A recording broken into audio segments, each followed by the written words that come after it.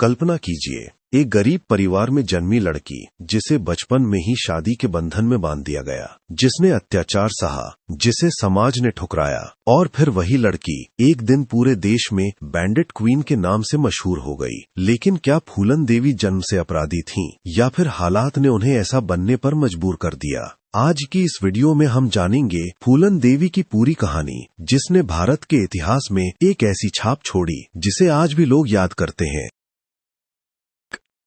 एक गरीब परिवार की बेटी, साल 1963।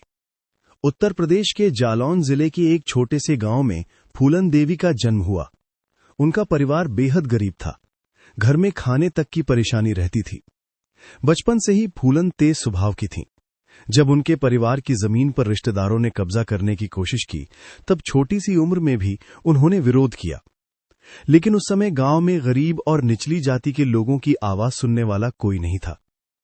बचपन में शादी और अत्याचार। जब फूलन केवल 11 साल की थीं, तब उनकी शादी उनसे कई साल बड़े एक व्यक्ति से कर दी गई। शादी के बाद उनका जीवन और भी कठिन हो गया। उन्हें शारीरिक और मानसिक यातनाएं झेलनी पड़ी। कुछ समय बाद वे अपने मायके लौट आईं, लेकिन गांव वालों ने उनका साथ देने के बजाय उन्हें ही दोषी ठहराया। एक छोटी लड़की के लिए ये सब किसी बुरे सपने से कम नहीं था। धीरे धीरे फूलन देवी का जीवन संघर्षों से भरता गया।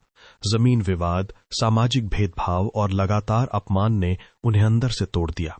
इसी दौरान उनका संपर्क चंबल के डाकुओं से हुआ। एक दिन उन्हें डाकुओं के एक गिरोह द्वारा उठा लिया गया।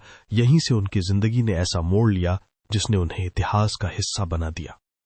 चंबल की रानी, चंबल के बीहड़ उस समय डाकुओं का गढ़ माने जाते थे। धीरे धीरे फूलन देवी ने खुद को मजबूत बनाया। कहा जाता है कि गिरोह के एक सदस्य विक्रम मल्लाह ने उनका साथ दिया और उन्हें सम्मान दिया। इसके बाद फूलन देवी का प्रभाव बढ़ने लगा। कुछ समय में वे खुद एक शक्तिशाली डाकू नेता के रूप में पहचानी जाने लगी। अब उनका नाम पुलिस की फाइलों में दर्ज हो चुका था। एक घटना ने पूरे देश को हिला दिया। साल 1981 उत्तर प्रदेश के बेहमई गांव में कई लोगों की हत्या कर दी गई। इस घटना का नाम फूलन देवी से जोड़ा गया। अखबारों और मीडिया में उनकी चर्चा होने लगी। देश भर में लोग उन्हें जानने लगे। कुछ लोगों ने उन्हें बदला लेने वाली महिला माना, तो कुछ लोगों ने उन्हें एक खतरनाक अपराधी बताया। यहीं से उन्हें बैंडिट क्वीन कहा जाने लगा। सरकार और पुलिस कई वर्षों तक फूलन देवी की तलाश करती रही। आखिरकार 1983 में उन्होंने आत्मसमर्पण करने का फैसला किया।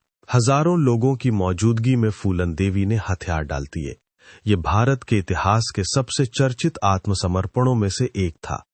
इसके बाद उन्हें जेल भेज दिया गया। फूलन देवी ने लगभग 11 साल जेल में बिताए। समय बीतता गया, लेकिन जेल की दीवारों के पीछे फूलन देवी की जिंदगी रुकी हुई थी। आखिरकार 1994 में उन्हें रिहा कर दिया गया। रिहाई के बाद किसी ने नहीं सोचा था कि फूलन देवी राजनीति में कदम रखेंगे, लेकिन उन्होंने ऐसा ही किया। उन्होंने चुनाव लड़ा और सबसे हैरान करने वाली बात, वे लोकसभा सांसद बन गईं। जो महिला कभी पुलिस की सबसे वांछित सूची में थीं, वही अब संसद में जनता की आवाज बन चुकी थी। ये भारतीय राजनीति की सबसे अनोखी कहानियों में से एक थी। 25 जुलाई 2001 दिल्ली में उनके सरकारी आवास के बाहर कुछ हमलावरों ने उन पर गोलियां चला दी। अस्पताल पहुंचने से पहले ही उनकी मौत हो गई। उनकी हत्या ने पूरे देश को झकझोर दिया। फूलन देवी की कहानी भारत के इतिहास के सबसे चर्चित और विवादास्पद कहानियों में हमेशा गिनी जाएगी।